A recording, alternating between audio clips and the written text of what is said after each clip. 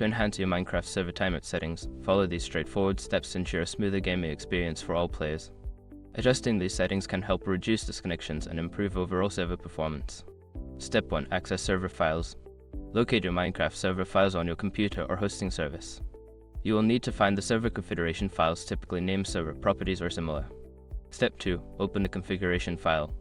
Use a text editor to open the server properties file. This file contains various settings that control how your server operates, including timeout settings.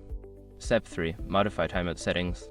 Look for the line that specifies the timeout settings, such as max tick timeouts.